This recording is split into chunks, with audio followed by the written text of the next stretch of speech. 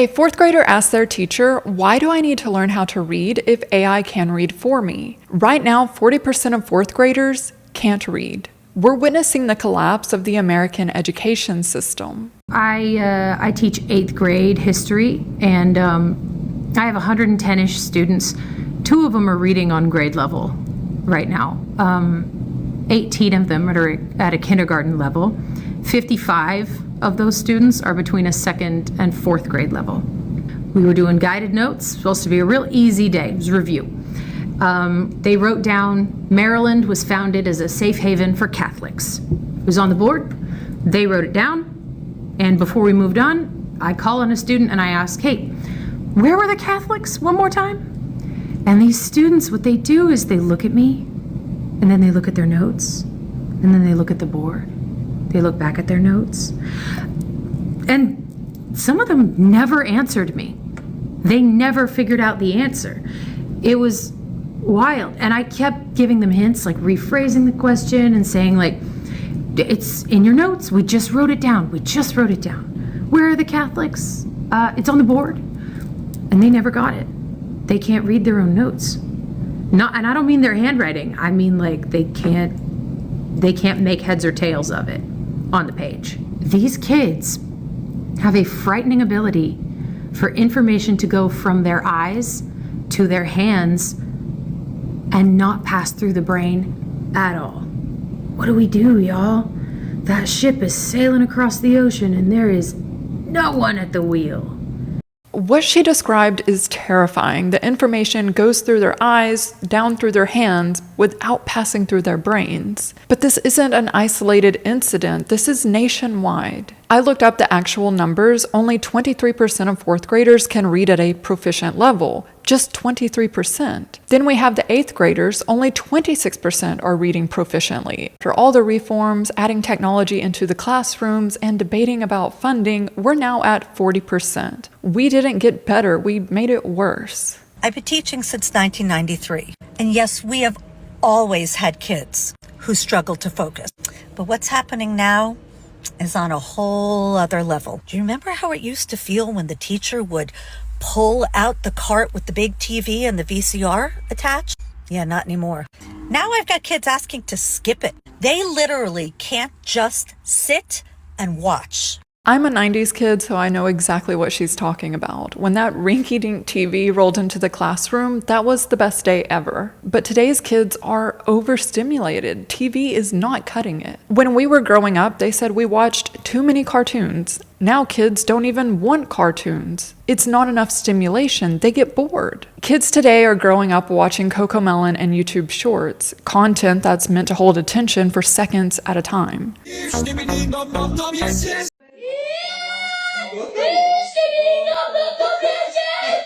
And now we're asking them to sit in a classroom for hours with no screens and no stimulation. Of course, they're going to roam around yelling 6, 7. They're having withdrawal symptoms. Honey, teaching kids isn't the same anymore. It's just not. Used to be kids would listen to teachers simply because they were teachers. That was the respect of it all. Now, no, honey. I got to keep the kids constantly engaged. Not even just engaged, but almost overstimulated. The candy isn't even working anymore. Giving out candy for positive reinforcement doesn't even work anymore. They don't care about that. Girl, I'm using Chimpanzini Bananini just to get my kids' attention, just so they'll look at me. Hello, hello. Girl, bye. I got kids saying 6, 7 repeatedly. They don't even know how to spell 6, 7. Catching me doing this mid-lecture. Just to see if they're paying attention. You watching? Hello, we there? Girl, it's so bad now. It's so bad. TVs don't work. Candy isn't working. The only thing that grabs their attention is TikTok memes. Chimpanzini bananini. Wah, wah, wah. Bananucci, monkey, monkey, monkeyucci. Or chimpanzini, cocosini. Wah, wah, wah. Boop, boop, bada bim. Coconucci, monkey, monkey, monkeyucci. Despite these apps requiring users to be 13, kids are on them way earlier. One study found that a quarter of kids aged 11 to 15 said they use social media to forget about their problems. 17% said they tried to cut back but couldn't. These kids are describing addiction. Gen Z was the first generation to grow up on social media, and they're the most anxious, most depressed, loneliest generation on record. And now Gen Alpha isn't just growing up on social media, they also have generative AI. Okay, this is becoming a genuinely concerning issue. As a substitute teacher, I am encountering a really concerning number of students who truly do not see any value in learning because, as one of the 4th and 5th graders that I was teaching the other day asked me, why do I need to know any of this if a computer or AI can do it for me? A little girl didn't want to learn how to read because why would she need to when she could have the computer read it to her? Or when she could just take a picture of her math problem and have the AI do it for her? This is a legitimate issue.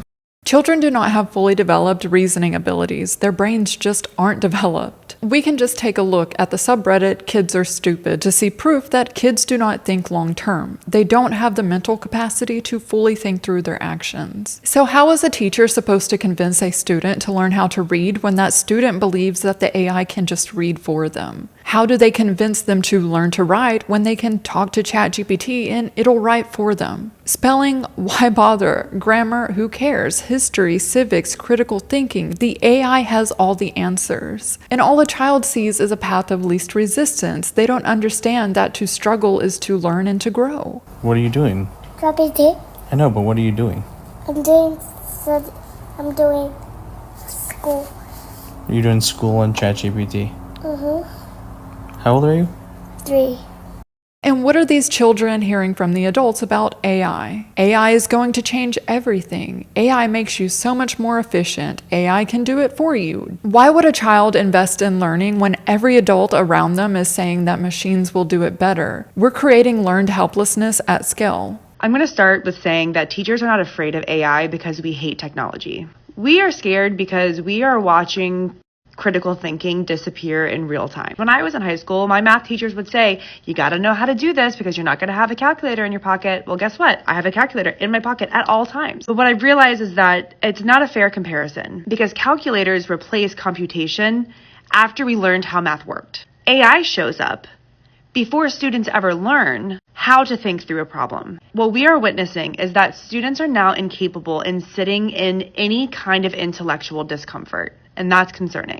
This is what people miss when they compare AI to calculators. It's not just math, it's literally every subject, including thinking itself. And we now have more research on AI and cognition. Students who use AI show weaker reasoning skills. They accept answers without questioning them. Researchers call it cognitive offloading. They develop this pattern of generating first and thinking later, or really generating first and not thinking at all. And the scary part is these studies are showing cognitive decline in adults, people with fully developed brains. If AI is doing this to adults, then what is it doing to a brain that's still forming? Teachers are responding to the overuse of AI by removing Chromebooks and iPads from the classroom. They're going back to pencil and paper, the method that we've used for hundreds of years because it actually works. But I want to discuss who's actually incentivized to have AI in the classrooms. We already know what social media was designed to do, and we know the future design because Mark Zuckerberg has been quite open about that. He thinks AI can fill the gaps in your friendships. He's exploiting the loneliness caused by his own apps. Then there's Noam Shazir. He's the founder of Character AI. In an interview, Shazir said, "I joke that we're not going to replace Google, we're going to replace your mom." He wants his AI chatbot to replace mothers, the person who's supposed to guide you, help you make decisions, and provide you with life advice. He would rather his chatbot do that. And then there's Sam Altman. There's always a Sam Altman quote because the man has never received a podcast invitation that he could turn down.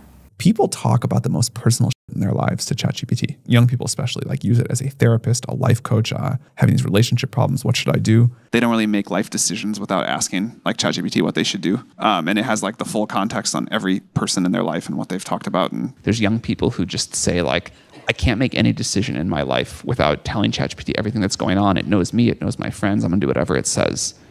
These CEOs know exactly what they're doing. They're not accidentally replacing critical thinking, they're designing for it. They want users dependent on the chatbot for advice, for decision making, for thinking itself. Because dependency is a business model. In fact, it translates to $20 a month for ChatGPT. But all of this has a societal cost, and we are paying for it. I don't get to teach. I spend my day managing behaviors and teaching students how to regulate their emotions. I'm not a counselor. I'm not a behavior specialist. I'm a teacher, and most of my job is managing behaviors. I just watched a video of a teacher getting pepper sprayed by their student in the school because they took their phone because it was being used to cheat on a test.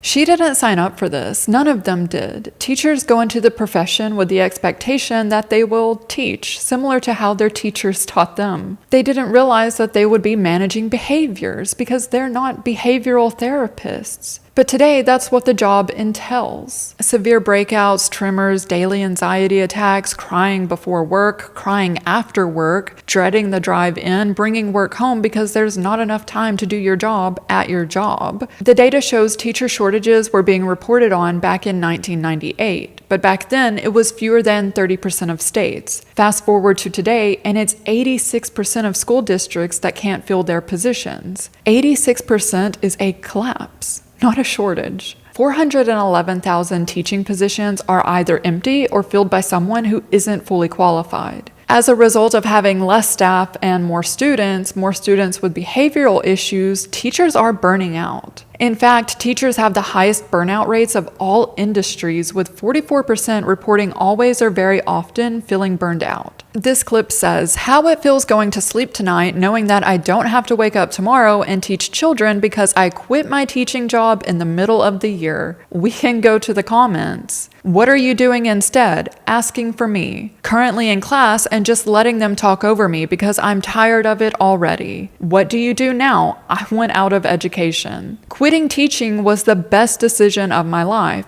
You won't regret it. This is honestly terrifying, seeing how many teachers wanting to quit. Teachers deserve better than this. The comments are filled with teachers who want out or teachers who have already left, and it's the best decision they made. By the way, this video was posted 1 week ago. It has over 2 million views and over 292,000 likes. The algorithm found every burnt out teacher in America. I live like this.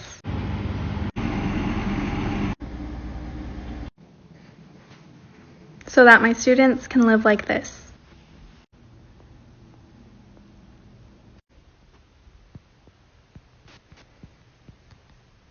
So how can I afford to do this on a teacher's salary? The answer is I can't. I'm living paycheck to paycheck. I am beyond broke. These are the people that we're losing. Teachers who are willing to live paycheck to paycheck to nurture the next generation. A survey found nearly 97% of teachers use their own money to buy classroom supplies. Teachers earning between $35,000 to $50,000 are spending $700 out of pocket each school year for kids to have pencils. Critical thinking is becoming a class marker who can actually question things. But this is to be expected. For years, education has been systematically devalued, defunded, and deprioritized. But who truly benefits from a population that can't read, can't write, can't think critically, and ask questions? These same tech companies creating these problems are selling the solution. The same government that claims prosperity is defunding schools, while at the same time using our tax dollars to build yet another AI data center. What every educator on this app is talking about, and what every educator in the field is noticing, is a dramatic decline in basic critical reasoning skills and basic literacy skills among students. This is particularly pronounced among high school age students, where they're engaging with more complex material and can't grasp basic concepts or manage basic memory about those concepts. And what this is creating is a generation entering the workforce without basic comprehension skills that is going to make it very hard for them to keep and maintain any form of employment. On the inverse of this, we're seeing kids in more affluent families being not only pulled out of the public school system and sent to things like Montessori schools, but being pulled away from technology, not given access to anything more than, say, a TV or a video game station until they're a teenager. No tablets, no phones, things like that. And what they're doing to fill their time instead is the normal childhood stuff of playing outside, reading a book, coloring sheets, all of these things that seem like play but are actually building soft skills that make someone much better able to navigate the world around them as they get older. The gap is not going to be who can use AI and who cannot. The gap is not going to be who is an all-star on the ACT with a full ride and who is not. The gap is going to be who can reason in a basic way and who cannot. And those that cannot will probably be left behind.